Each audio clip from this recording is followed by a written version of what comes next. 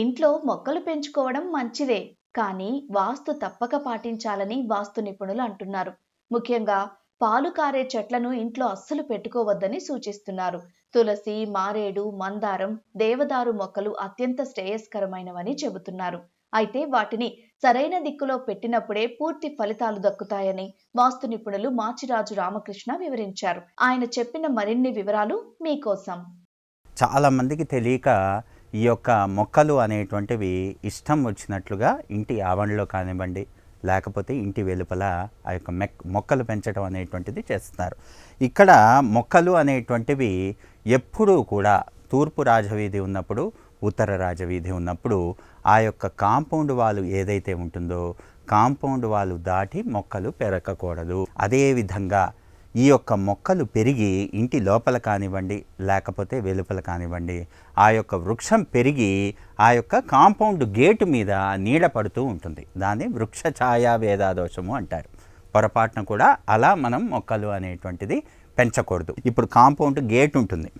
ఇట్లా తూర్పు రాజవీధి తీసుకున్నాం అనుకోండి, ఉత్తరం వైపు ఇట్లా ప్లాంటేషన్ తీసుకున్నాం అనుకోండి, ఇక్కడ మనకి గేటు పెట్టినప్పుడు ఈ యొక్క ప్లాంటేషన్ అంతా కూడా ఈ గేట్లో కోణం పడుతుంది.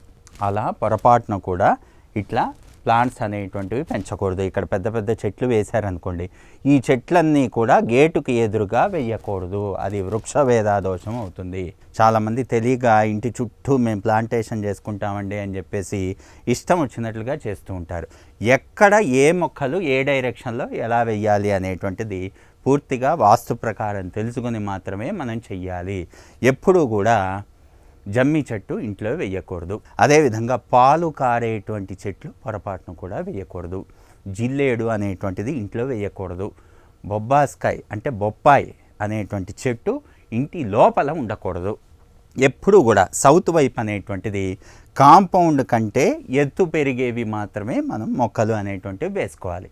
అంటే మనకి దేవదారు వృక్షాలు కానివ్వండి, అశోక వృక్షాలు కానివ్వండి, ఏవైనా స్ట్రైట్గా నిలువుగా పెరుగుతూ ఉంటాయి. అలాంటివి మనం దక్షిణం వైపు వేసుకోవాలి. ఎప్పుడు కూడా తూర్పు వైపు తులసి ఎంత ఎక్కువ వేసుకుంటే పిల్లలు అభివృద్ధి అంతలా ఉంటుంది. అదేవిధంగా పడమర వైపు మనకి మందారం, ముద్ద మందారం, ఏకమందారం, మందారానికి సంబంధించినంతా కూడా పడమర వైపు పెంచుకుంటే మనకి అత్యద్భుతమైనటువంటి ఫలితం కలుగుతుంది. అదేవిధంగా ఉత్తర వాయువ్యంలో మారేడు వేసుకుంటే అష్టైశ్వర్య సిద్ధి ఉంటుంది.